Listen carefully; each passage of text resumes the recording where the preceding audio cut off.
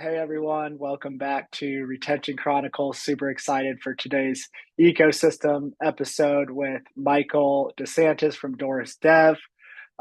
Michael will give a more formal introduction here in a second, but I'm really excited for the conversation. We haven't had a product focused agency on yet, so should be a really unique perspective. And Michael was also running point at one of the new brands that we brought on called Canopy. So he brings the brand experience along with the agency experience, which we love. Yeah, and with that, Michael, I'd love to pass it off to you for a quick intro. Well, yeah, thanks so much for having me. Mike DeSantis, I am the Director of Business Operations here at Doris Dev on the founding team at Canopy. Yeah, I can go into a little bit more detail about Doris and Canopy.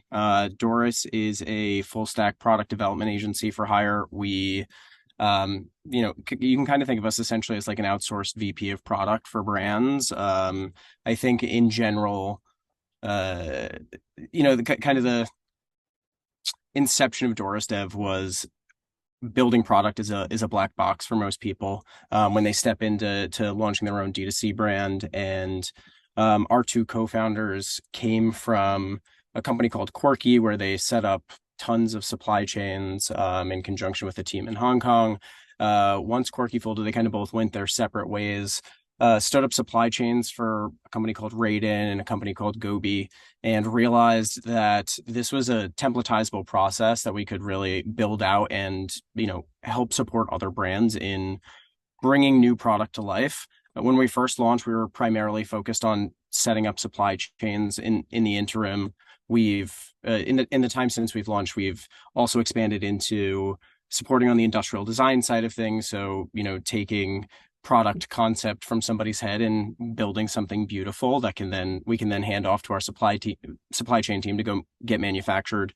And we also support on the freight and ops side of things as well. So for most of our clients, we help support on import, and on the fulfillment side of things, we can help set you up in a 3PL and manage that inbound experience as well as shipping out to end customer. So really everything from inception of product all the way through fulfillment to end customer, and including industrial design, design engineering, mechanical, electrical engineering, supply chain stuff, etc. So all sorts of fun stuff on that side of things. And kind of with those chops, I mean, a handful of agencies have pulled the trigger on this now, taking whatever their core expertise is and applying that to launching their own product brand. So we started work on Canopy in 2019.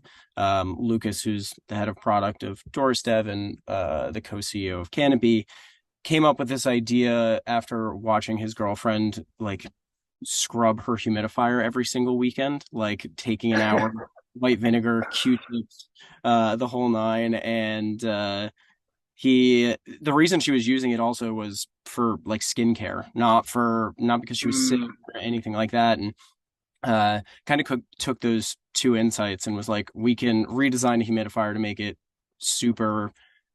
it look a lot nicer, right? A lot of humidifiers on the market are very much just an appliance. Make it a lot easier to clean and position it in the beauty wellness space. And that was really like the key insight and unlock on the Canopy side of things. We launched that brand in October 1st of 2020. So we're coming up on 2 years wow. in a couple of days. So that's really exciting. Um, so that team has grown. I think we have about 8 full-time people on the Canopy team right now. We have about 30 to 35 people on the Doris Dev side of things, offices in New York and Hong Kong. Um, and yeah, I mean, one other thing I don't know if we covered off on when we initially spoke, no, but we also incubated another brand called Factored Quality, which launched this year as well, which is a managed services SaaS platform for booking quality control inspectors anywhere in the world. So think about it like Flexport. You can go in, give us all your factory details information. We can run factory audits, inline inspections, pre-shipment inspections, compliance testing, etc. So really just like helping to support brands that are, graduating from Doris Dev and or just other D2C Mm. brands in the ecosystem who are looking for support on getting kind of boots on the ground in China or wherever they're manufacturing goods. Because you can't really. Back in the day, back in the heyday, you could just fly over to China during production and watch stuff come out. Now you Hmm. kind of need somebody there to do it for you. Right. Wow. There's a ton to So unpack. much. Yeah. I'm like so impressed. Like my head is spinning hearing you talk about everything that you do that Doris Dev does. I can't wait to dive in. Yeah, yeah, Yeah. no, it's exciting stuff. Unique seat for sure. Hmm. And I'm a little nervous myself now because like I don't know much about product development at all, which is one of the reasons I was super excited to have you on. And I do think it's a gap, right, for like a lot of our customers. To your point, like we're seeing a lot of our top marketing agencies spin out their own brands, and their expertise is really solid on like the marketing side. Of course. But I Hmm. would imagine a lot of them are going to need some help on the product side and iterating on the businesses that they're either acquiring or starting from scratch. So I think it's a really interesting dynamic. My first question that came to mind was now that Canopy's a few years in, you kind of talked about the headcount at each Canopy and Doris. Um, have you and the founders of Doris gone back to Doris now full time, or what's the intersection between? Yeah, so I think like in the lead up to launching Canopy, I was probably 75% on Canopy, and that probably lasted almost a full year post launch of the business. In the time since that, my time has probably shrunk down to closer to 25%. Justin and Lucas split time probably a little bit more evenly, but at the end of the day, these things oscillate and vary, and you know prepping for Q4 right now on the Canopy side of things is a little bit more intensive, Mm-hmm. but we're still, all three of us are kind of split across both teams at this moment in time, and I at this point, especially like on the Canopy side of things and on the Doris Dev side of things, we've hired in people to really start executing on really specific things so we can be involved in strategy and growing these businesses from a tactical perspective and less like needing to be in the weeds on the executional side of things. But that doesn't mean we don't still get our hands dirty when we need to. Right, Hmm. right, right, right. Um, cool. That's good to know. Okay, so I kind of want to, if it's okay with you, I would love to like give you a product idea and just like have you walk the audience through like Okay. how you would think about from start to finish bringing this product to life. Yeah. um and I'm just going to use one of my very good friends. Shout out to Josh. Josh is just started selling a, this is going to sound weird, but I think it's a cool idea. It's like a wall mounted cat scratcher. Okay. So it's like a Fun. thing that a cat can come, like it's on the wall, it looks cool, they can come play with it, they can rub them, scratch their backs, that sort of thing. Love it. And so he went through like this whole he went through like a warehouse at overseas, I think maybe even Alibaba or something. But Yeah. I'm just, if we took that example and said like we want to create this ourselves from scratch, how Mhm. would you how would you what would you even start with? Like from a consulting standpoint, do you do anything up front to make sure that it's viable, that you even want Yeah. to take the time to do it, and then all the way to like fulfillment, I guess. And Yeah. then we'll obviously talk about what happens once it's actually in market as well a little later. Of course. Yeah. I mean, I guess I'll start with like a little inside baseball, which is, I Yeah. think, worth noting. So, Doris Dev's a bootstrap business. When we first launched Doris Dev, the goal here was to find partners that had one, the capital, and two, the skills and expertise to bring product to market. Mm, Um, uh, Anybody who works in any sort of design field will tell you there's so much work that gets done and executed on and never sees the actual light of day. And kind of given the work that we do in physical product, we needed to partner with businesses and brands that were going to be able to bring product from concept all the way through to execution and ideally find success. The way that we've grown Doris Dev as a business is through word of mouth almost exclusively. Like we don't do outbound marketing, we don't have a press team. We just put good work out there, and good work, good things come back to us. And I think that, we can talk about retention, and, I think yeah. that's part of the retention piece on the Doris Dev side of things. Um, there are a bunch of ways to get product. There are a handful of ways to get product made, maybe not a bunch. And I think it all depends on like level of complexity and what you're trying to do with your business at the end of the day, right? If you're looking to launch, you get a Jungle Scout account or something, and you want to launch a niche brand on Amazon, and you're just trying to have a side hustle, like Doris Dev is not going to be a great fit. I Mm, think that's a great that if that's the goal. I think there's a ton of opportunity for you to like do that hustle work, go on Alibaba, find potential suppliers, and figure out ways to find an off the shelf product that you can make some minor customizations to in working with a factory overseas, and get that imported. If you're thinking that you're going to be moving a decent amount of volume and you want a partner to help you lead you through the process, there are trading companies that you can work with as well. Those will generally be businesses that are US based, that have a deep manufacturing base overseas. They'll be the manufacturer of record. They'll go find the supplier for you. They'll set up the supply chain. They will then mark up the cost of goods sold. That's how they make mm, money. got it. So you don't own that supply chain. They essentially own it. You have to keep ordering through them in perpetuity, um, unless you go and stand up your own supply chain and set up a relationship directly with the manufacturing partner.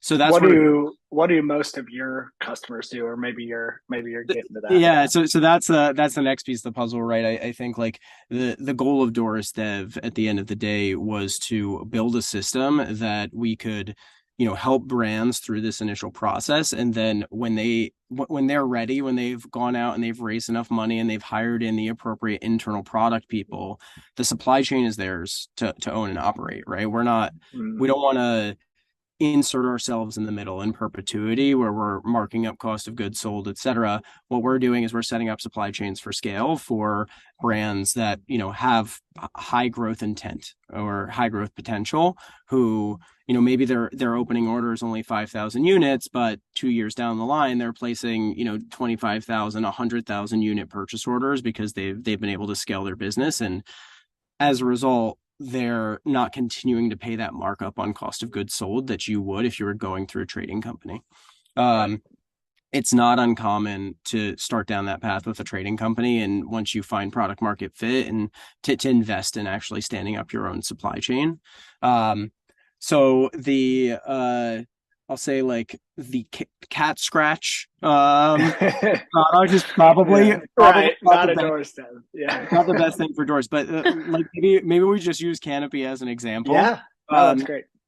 so at the end of the day, what we're looking for, if we're doing everything end to end, industrial design through supply chain setup into freight and ops, we're looking for a number of things. One, we're looking to understand what the capital structure of the business is. How much money have they raised? Do they have the money that they need to invest to stand up a supply chain, and then have enough money to launch a website, build a brand, and spend the marketing dollars to keep the business rolling? That's super important to us.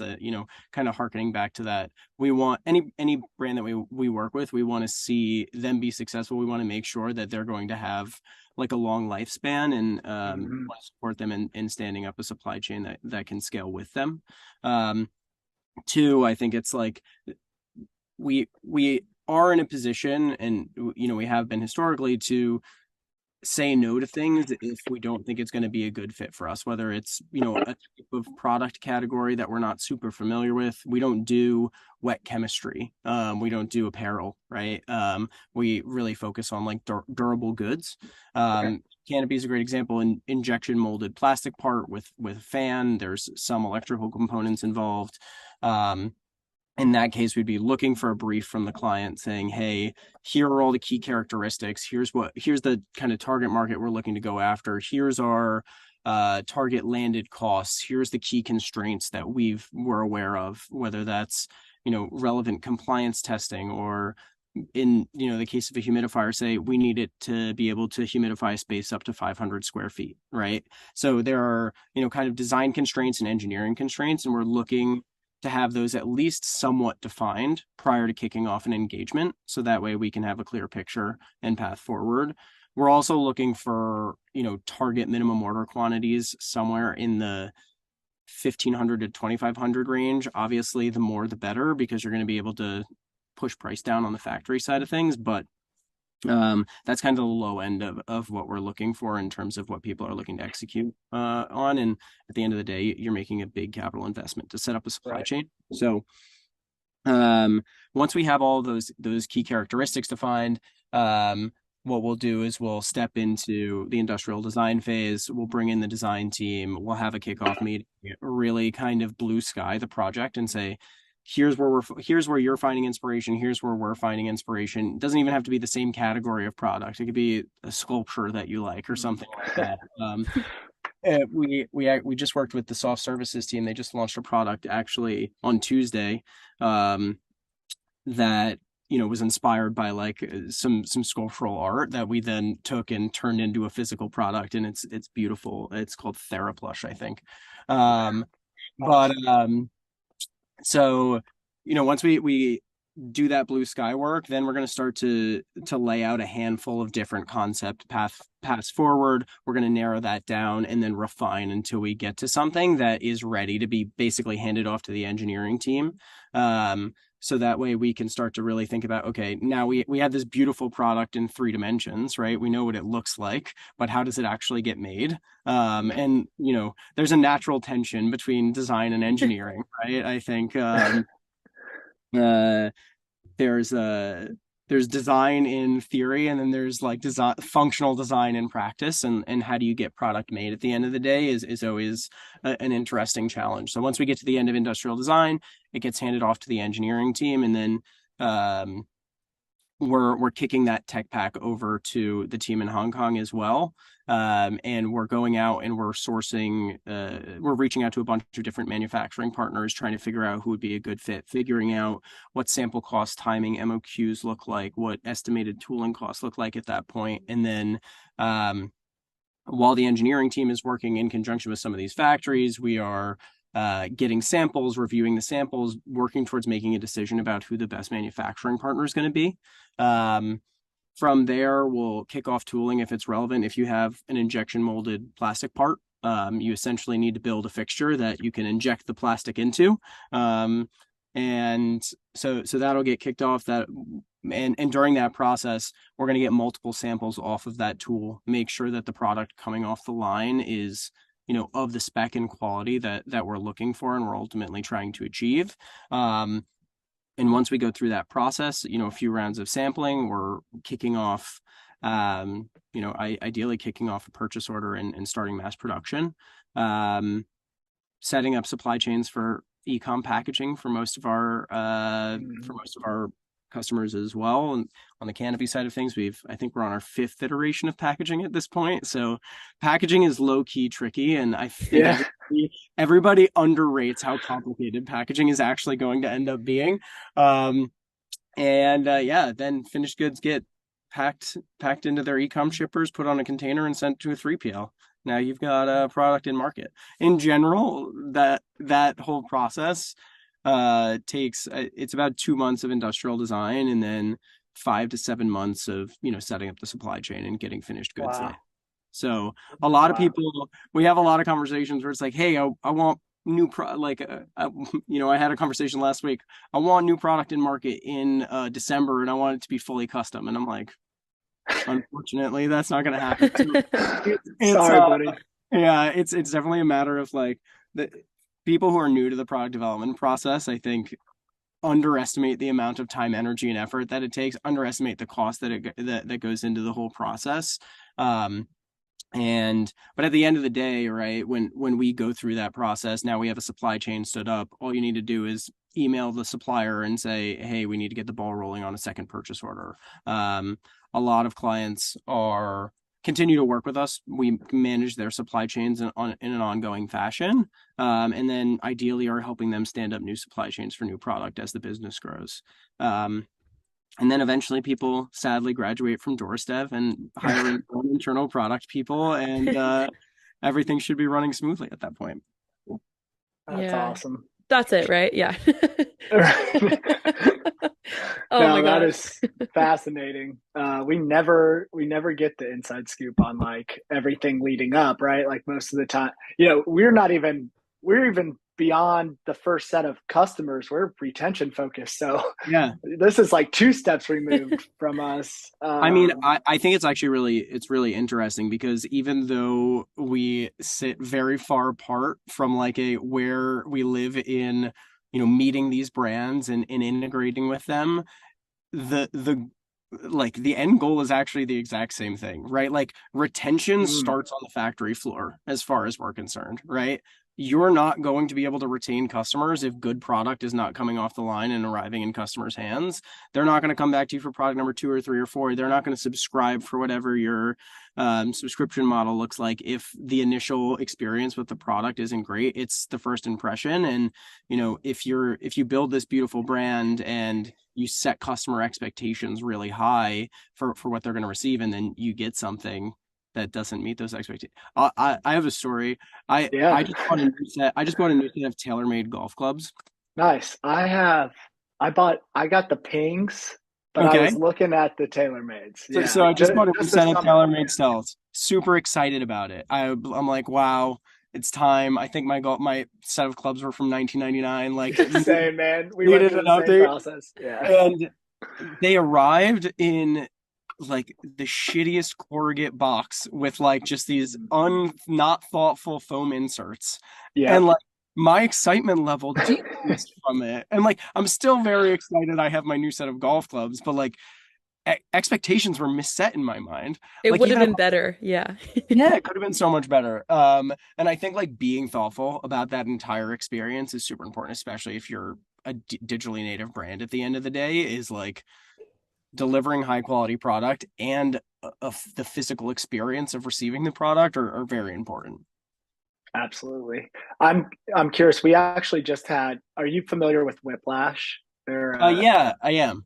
Yep. They're a great 3PL partner of ours, and we were actually on multiple calls with them just yesterday. So this is top of mind. I'm curious. Like what is the intersection between how you think about packaging and then what a 3PL can add to that experience Yeah. for Yeah. the end customer. So I think that as far as that goes, we are constantly working with clients to help minimize cost domestically, right? If you're producing, like so many people sell like starter kits of something, Yeah. right? Whatever it Yep. is. Even Canopy, it's a starter kit, right? We have the humidifier, we have the adapter and cord to plug it into the wall. We have a set of aroma kits. We have a filter, right? Now, if you were to assemble all of that domestically at a 3PL, it's going to get relatively expensive because they're charging you on a pick and pack basis. Every single touch Mm-hmm. is an additional cost. Right. So we're really looking to do a couple of things on the packaging development side of things. One, we're trying to optimize for space. Like thankfully, over the course of the last 2 weeks, freight costs have like really come down, which is exciting. Last year they were $20,000. I think I saw a quote last week for 6K, which is very exciting. Yeah, that's quite a difference. Uh, I'd say but so. we're one major thing we're doing is we're optimizing for space, right? We want to have the smallest possible box that can keep product protected. Because you're talking about saving costs, 1 on the freight side of things, 2 on the storage side of things, and 3 on the outbound fulfillment side of things. So there's the implications of optimizing your packaging are super important. And then on the other thing that we're really thinking about is how can we kit as much as possible abroad, where it's going to be a lot cheaper to put Mm, those kits together. Just lower labor costs, etc. Now, obviously, you know, if you're working with a 3PL, you're expecting them to run special projects where you're like, hey, I need you to take this out of the box, put this in it, etc. Whiplash told us yesterday that they literally put bikes together for one of their customers. Like Yeah. they make bikes. Oh, of course. I mean, we've definitely asked 3PLs to do a lot of crazy things. Back in the day, like at Raiden, we were like, you need to open up all of these returns and polish these suitcases and put them back in bags so that we can, like 3PLs are Yeah. always down to help out. Yeah. I wouldn't say we're like diametrically opposed. I think that we have a union with 3PLs that is, we're trying to make everything operationally efficient, and I think good Hmm. 3PLs are focused on operational efficiency as well. Um, Right. and at the end of the day, they would rather have people who have high volume products who are moving a lot in and out of the warehouse than people who are just doing a lot of kidding, for kidding's sake. Uh, yeah, That's Yeah. cool. Yeah, that's I never have thought about the idea that like when a 3PL gets, which I'm new to the 3PL game too, totally. So I'm still figuring all that out. And yesterday's sessions with them were really helpful. But I didn't think about the fact that like there is also packaging work that's done before the package even arrives to them. sure. And so it makes a lot of sense that you would be optimizing for efficiency. With you mentioned like three or four factors that you think about that all make sense. I'm wondering, is there any with the big push on like eco-friendliness? Yeah, Do you think about that at all when you're manufacturing products, and or is that more like once it absolutely. gets here? No, no, absolutely. I think that at this point it's table stakes, right? Hmm. Wherever there's opportunity to take an eco bent, you want to take it. Um, the like there we work with a bunch of brands that have really heavy products, right? And heavy products means corrugate fails when it's getting shipped. There's a type of testing you can do called ISTA testing that will basically run your package through a bunch of like hilarious scenarios, like getting drops 100 times, and heat testing, cold testing, etc., to make sure that vibration testing, so that we can have a really high level of confidence that product's not going to get destroyed in transit. Um, so you know, back in the day, everybody just put foam in. It was super easy to protect. It's super easy to protect anything if you put a bunch of foam in it. But obviously, no customer wants to open a box that's filled with foam. Like that gives you an icky feeling as a consumer at this point. So, um, being really thoughtful about the types of corrugate inserts you can create, how you can uh experiment with like kind of some frontier stuff. It's this super high cost right now, but I think it's really interesting. There are mycelium inserts, so you can basically make a mold and grow these mushroom inserts to put in your packaging, which is fully biodegradable. Not super scalable at the moment, but definitely very cool for brands that are trying to do something special. Um, but I think like at the end of the day, minimizing plastic is a prerogative of every single brand that we're working Hmm. with. At least single use plastic, right? Like it's Right. another thing to make product in plastic. It's just the issue of making sure that you have as little plastic in your packaging as possible. Hmm. Yeah. I actually just had to look up what corrugated inserts mean. So it's like when it fits in the box like perfectly, it has that little indent. It's really Yeah, yeah. cool. Yeah, yeah.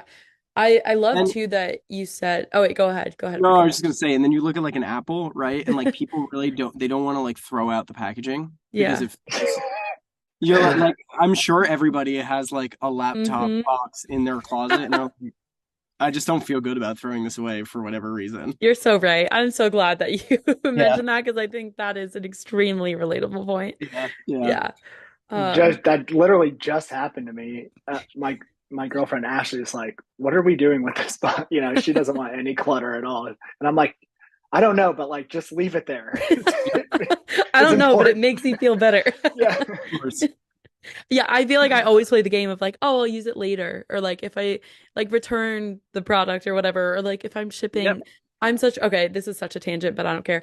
I'm gonna go on it anyways. Like if I Go get ahead. a nice package, I will save the box to like send to other people if I'm like sending something to my family or friends or Yeah. like returns. Okay, you guys are nodding your heads. You also do that. Okay, yeah.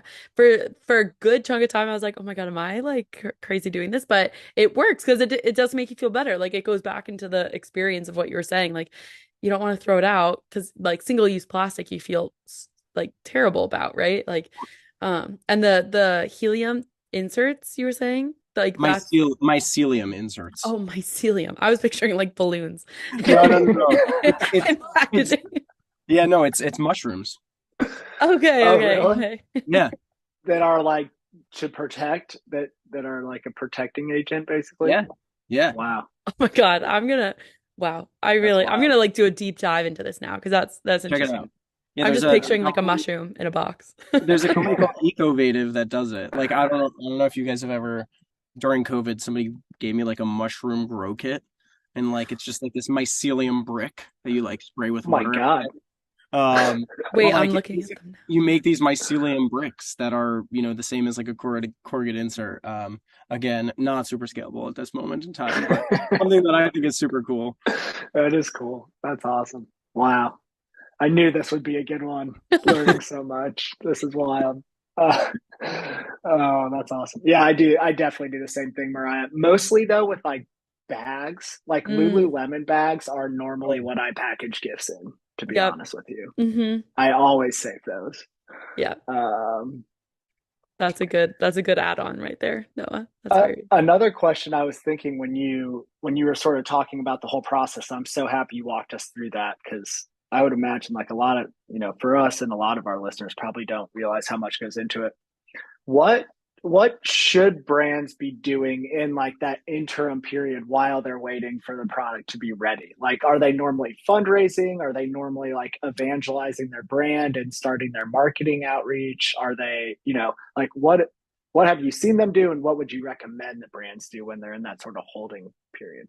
I think it depends. Like if you're talking a brand that's pre-launch, at the end of the day, if you're engaging with a Doris Dev, you've already raised that like pre-seed round of funding. Um, you're probably you've probably already kicked off branding work. Um, Ideally, like if we're doing industrial design, you have like a logo and a color palette figured out by the time we're getting the ball rolling. Um, and then you're getting the process started on designing and developing the website, getting everything set up operationally. If you're going to manage your own 3PL, make sure that that's all tight. Make sure you understand what the tech stack's going to look like on your side of things. I think on the Canopy side of things, this is super true. The tech stack that we started with is not the tech stack that we have today, right? And like even, launching with you guys on the Canopy side of things, like my mind, super exciting change to the business, super interesting opportunity for us. And honestly, like a no-brainer. Yeah. I think the thing is like when you're first evaluating your tech stack, though, you need to be thoughtful and you need to stay scrappy. I think that a Yeah. lot of brands, and I think everybody's feeling this now, but uh, people like to spend when they have the money, and fundraising is a lot harder to do today than it was a year ago. So being super thoughtful and staying scrappy, I think, is key, and thinking about what are the highest impact areas of the tech stack that you want to invest money in today, where you want to end up in the future, and like maybe that's starting with something super simple on the referral side of things or on the reviews side of things, and knowing that you're going to eventually graduate to something that's a little bit more sophisticated and complicated, that's going to give you the ability to do more things, whether that be on the retention side of things or the loyalty side of things. So I think it's really a matter of like during that interim phase, there's a ton of work that's going on, and ideally we're just giving you peace of mind on the product side of things and Yeah. syncing up with you on a week over week basis. Um, I I guess the other thing you're doing is like lining up agency partners that you need to execute post launch, right? So find your email agency, find your paid Right. search, your digital media agency, whatever that looks like, um, and build up a deep bench of creative, so that way you can test and move quickly. Right. Um, and then if you're already in market and you have customers, there are a couple of interesting things you could do. I think one, you can get I shortened the process a little bit to make it a bit more palatable. There's obviously a lot of detail in what goes Right. on. There's production validation testing is when we're doing a pre-production run to get a handful of sample units, make sure that the mass production process is going to be firing on all cylinders when we're actually trying to produce a few thousand units or tens of thousands of units of something. I think there's an interesting opportunity there to seed some of your some of your biggest customers and say like, hey, we Uh, want to give you this, give us some feedback, right? It's yeah. a great way to build loyalty. It's a great way to build evangelists for the brand. What we do is we kind of on the Canopy side of things, we have like an SMS list, which we kind of refer to as Canopy VIP, right? So we're teasing them with stuff a lot earlier on than we are the rest of the customer base. So I think it's kind of like priming them there, seeding influencers, getting the PR team to start pitching the product out to different publications, so that way when we do have a launch, it's splashy, right? And we have things that we can point to on the press side of things, and then ideally behind that clicks into place the email side of things, start spending on Facebook, Instagram, Google, TikTok, Pinterest, wherever you're finding success, and kind of scale into it. Yeah, I think it's a little different depending on if you're in market or if you're pre-launch. Right. No, I think that's also very like interesting, just based on I actually had that question written down but I have a ton now. Are most of the brands that you work on like net new entrepreneurs that come to you with a product and then they have to like go get funding? And I'm curious about how you would get funding before you have validation that, one, you've done this before, or 1A, you have a product that works. Yeah. And two, another like top of mind question, because we partner with a lot of those agency types that you sort of walk through. Like, is there one, do you have preferred agency partners that you help sort of point your clients to? And is there a world in which you start to do some of that growth stuff down the road at Doris? So I don't think that we'll ever lots of stuff to do there. Yeah, I don't think we'll ever do growth stuff. I think that if anything, like, we'll use Doris Dev as a vehicle to launch more canopies and faster qualities in the world, and hire in people who are deep experts in specific things, right? I think that that's kind of in my mind, that's the beauty of working with agency partners, right? Like, they have deep, narrow expertise in what you're hiring them to execute on. And I would rather trust the people that do it day in, day out than, I'm an armchair digital advertiser for sure. Don't get me wrong. Spent some money on Facebook and Google, but I'm definitely not as good as our agency partners. And we for sure have preferred agency partners, especially after building relationships on the Canopy side of things. And I always refer clients into them because they've done a great job for us. As far as like agency partners that are good fits for us, like, potentially helping support each other in building, getting new business. Branding shops are kind of one of the key pieces, just because branding shops are the only people that are having conversations with pre-launch brands as early as we are. It's really like us and them. So that's super interesting. And then the other piece of the question was, it was around fundraising. Thanks for staying with me. I know yeah. A lot at you. So I guess it was kind of like, what's the breakdown of brands? So I would say it's 50-50, right? We have brands that are, have been in market who are now looking to do some product innovation work. They know they've got product market fit with product number one. They've got some momentum. They've raised a little bit more money. They've proven out the concept, and now they want to start to expand the line. And that's always fun to work with. And then some of them are even much more mature than that, right? Like they're deep on their journey already. They've been in market for 5 to 10 years, but they're looking for an innovation partner to come in and really be thoughtful around how to expand the product line. And then, the other 50% is people who are, potentially launching a business for the first time, maybe the second time. Generally, those are people who have a background in either, they were on the founding team or first 10 employees at, some of the legends of D2C, whether that be a Warby or a Casper or, an Away, a Glossier. And then, a fair amount of other people who, maybe they just got their MBA, right? Like ex-consultant types who are looking to kind of dive into their own business. Basically people who have a good profile that investors would be interested in getting into bed with, so to speak. So I think that those two cohorts of people on the pre-launch side of things are pretty common as far as the types of people that we're working with. And yeah, I mean, it's hard to raise money right now. So yeah, we know. Yeah. Yeah, we're feeling that on the SaaS side as well for sure. Um, how I'd love to hear if you can talk a Mhm. little bit about like how much brands should expect to spend when they're or new companies when they're building a product for the first time. But also more on at a higher level, like how much should they think about raising, right? Because to your point, like there's the product is one thing and it's a huge expenditure, maybe the biggest, but then you have to like invest in a whole tech stack and you've got to build out your storefront. You've got to hire all these agencies or hire internally. So Yeah. like typically, is there a number that you're like bare minimum you need $1 million? Bare, you know? Yeah, I mean that's what we're looking for at the end of the day is somebody who's raised $1 million. Okay. That can vary up and down depending on complexity of the product. It's really hard for me to say how much money you need to set up a supply chain without like the Sure. variation between, something super simple, like if you're talking about launching a silicone bowl brand, like, not much money is the answer to the question. Yeah.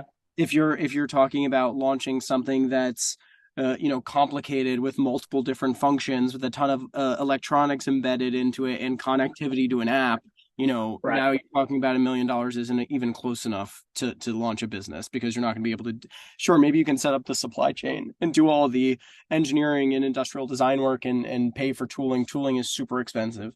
And do all those things, but like now do you have enough money to sell to go out to market and actually spend the marketing dollars to move Right.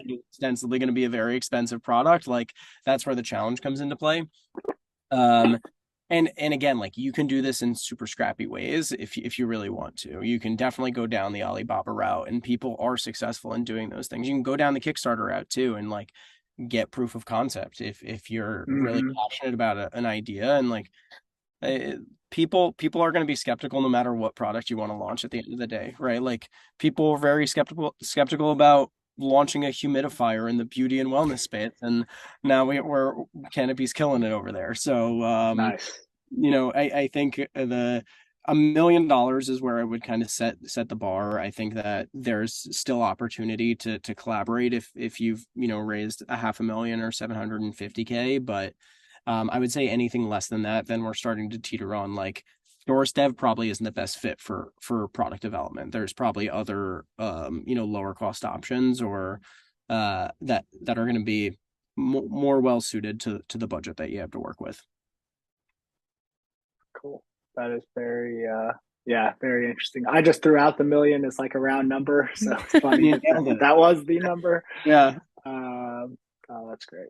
Um, okay, so I know that you said earlier, you talked a little bit about how, even though we're sort of at two different, massively different parts of like the brand life cycle and the customer life cycle, but we're thinking about retention in similar ways. Beyond just packaging, are there any other things that you think about from a retention standpoint, early on in production? I mean, I think that there are interesting levers you can pull on the product side of things. I do think that this is something that like, we can only lead a horse to water. One thing that I saw that I think is super cool. Um, I am always like I have a skincare routine, and every time I run out of something at night, I'm like, oh, I'll reorder that tomorrow, or I'll go pick it up tomorrow. And then 2 weeks later, I've still haven't gotten it, and every night I'm like, God damn it, why haven't I gotten it? So I think that there's interesting things that you can do on like the QR code side of things, like for physical Mm, product, where it's like a quick reorder, like on the yeah. back of your skincare product or whatever that is. Because I'm probably like listening to a podcast or something, but I'm not pulling Right. out. I'm not going to your website right away. And if I had an easier way to just like quick checkout, I think that would be a really interesting way to just retain customers and keep them coming back on the actual product side of things. I That also think, seems like before you go to the next, that seems like you said Malomo's a no-brainer. We agree. yeah, The QR on the packaging seems like a no-brainer. Like, why would every consumable brand not have that? of course, and like people have just become super used to using it. We Canopy actually uses Bridge, Mm. um, for QR codes. And Canopy has a disposable filter, right? Or a consumable filter. Every 6 weeks or so, you need to replace the filter inside of your Canopy. I think that having a this is like a aspirational goal for I think a lot of brands, but having a product that needs something to keep working is also a really nice unlock. I think that's like a dirty little secret trick of the trade, right?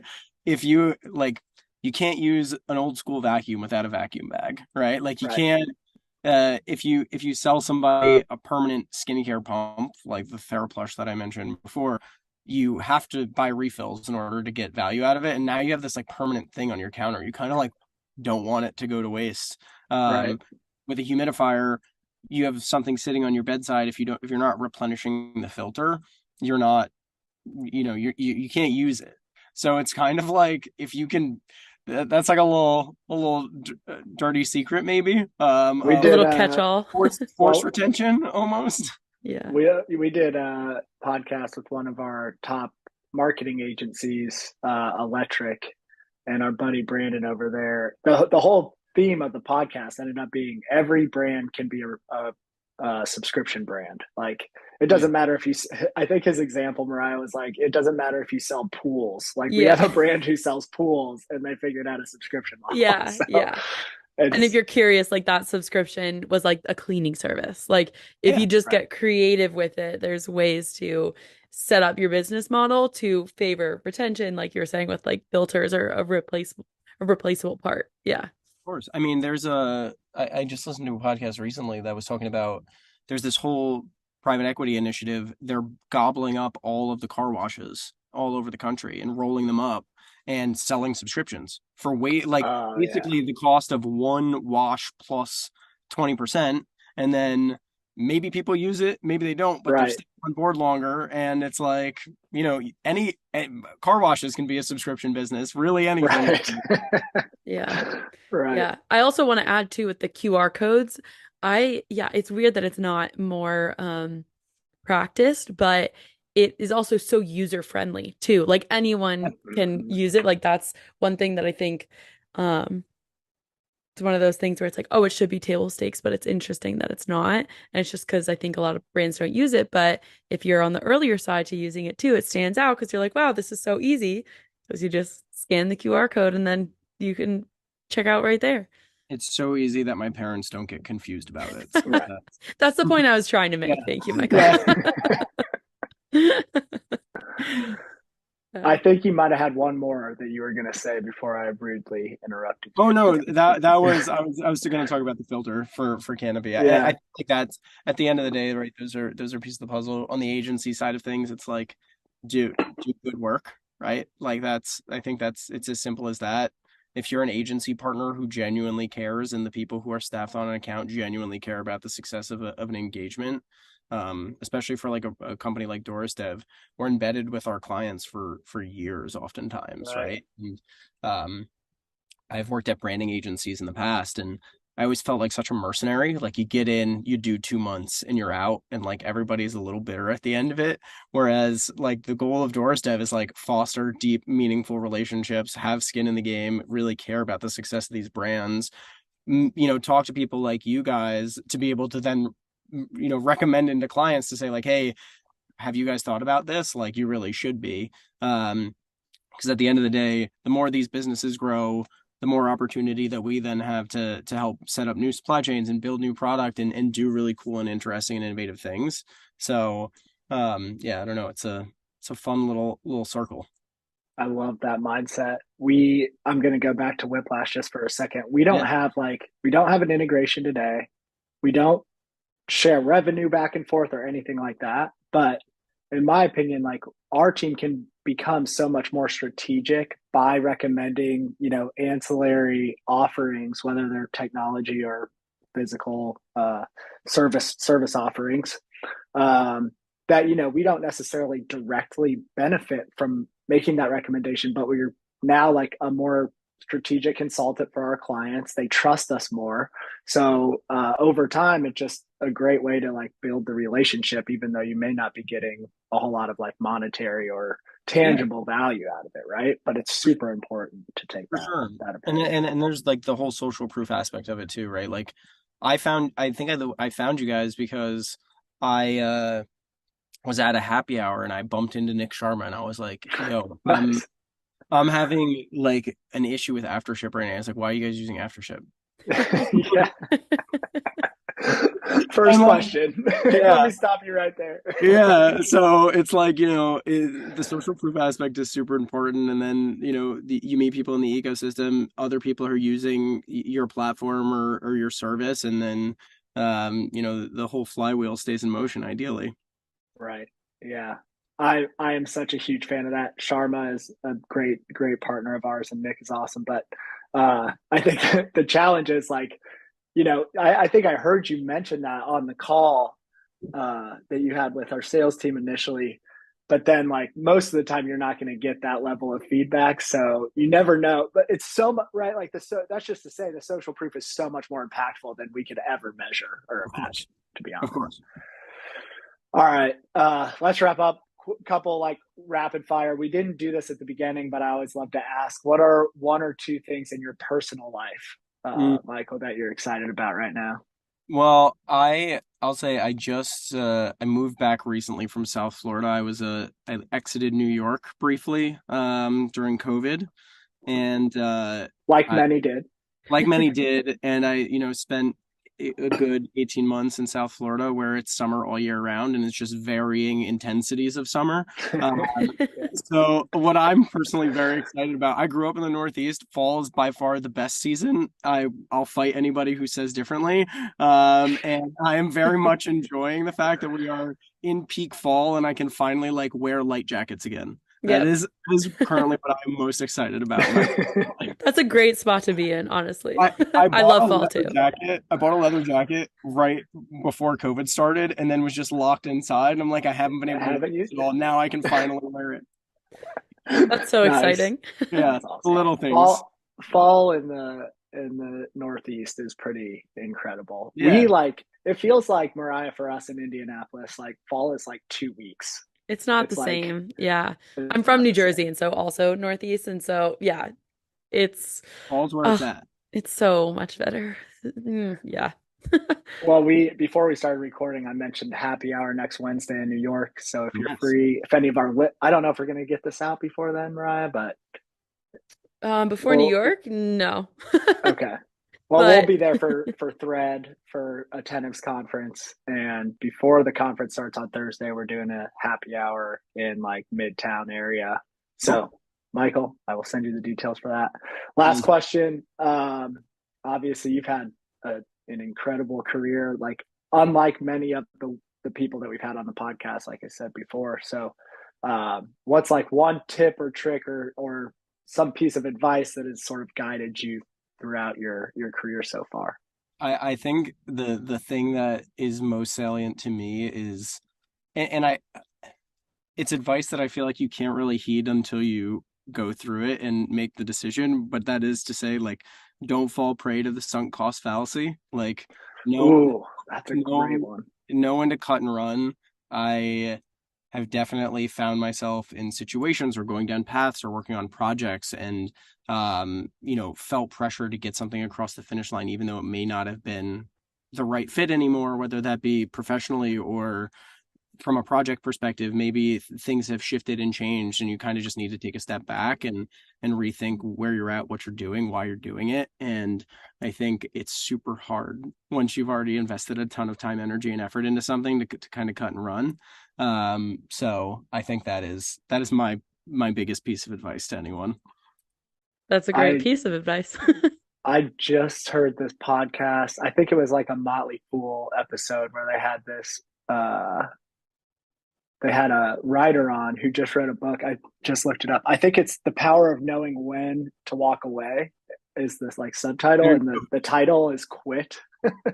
I read that. It was such a fascinating podcast. Like I'm for sure gonna get the book. Because all we hear is like, be persistent, stay at it. And there are like definitely times where you shouldn't do that. Yeah. Like, And there are definitely times you should, but yeah, exactly. her whole point was like, if you've ever quit at anything, you probably should have done it a lot sooner. Like, Mm. and there are probably things right now that you're thinking about quitting that you probably should. So that's incredible advice. We've heard a lot of like kind of similar stuff that is well outside anything we've heard so far. So Cool. Love it. love that. Yeah.